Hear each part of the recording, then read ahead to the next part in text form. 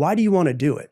And my very first one-on-one coach used to say to me, he would say, what's your why? What's your why? Why are you doing this? Why are you doing this? He would like hammer it home in my head. And I was like, why do you ask this so much? And he would always say, because if your why is strong enough, your how will reveal itself. If you know why you want to do something, how it's going to be done, you'll figure out. It doesn't matter. Things are going to get in your way. There's going to be obstacles. There's always going to be obstacles. There's always going to be challenges. There's always going to be moments of like, I don't know if I can do this. But if your why is so strong, it's like, I don't care what comes up in front of me. I'm going to get it done. Like most people, they want to be motivated. And I have come to hate the word motivation because motivation is so fleeting.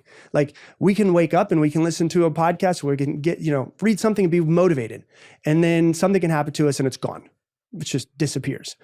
What I want to be is I want to be driven. Like when you see a driven person, like you see it in their eyes, like, yeah, they're not stopping.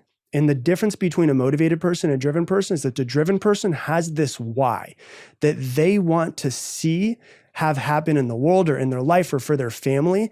And so I think if people are like, I want to accomplish this goal, the very next question is why? And then go why, and go deeper into it. An example I give in the book is I had a coaching client years ago, like 8-9 years ago. And he was like, Rob, I want to make $100,000 this year. I've never made it. And I was like, why? And I took him through what's called 7 levels of why. I just keep asking why. And it went from, I want to make $100,000 this year because I've never done it before, to the eventual thing was he had just got into a divorce a couple years ago. Both of his young children lived in a bad part of town with his ex-wife. He wanted to regain custody because he was afraid that both of his children would be killed in a drive-by. And he was so terrified of it that was his actual true why.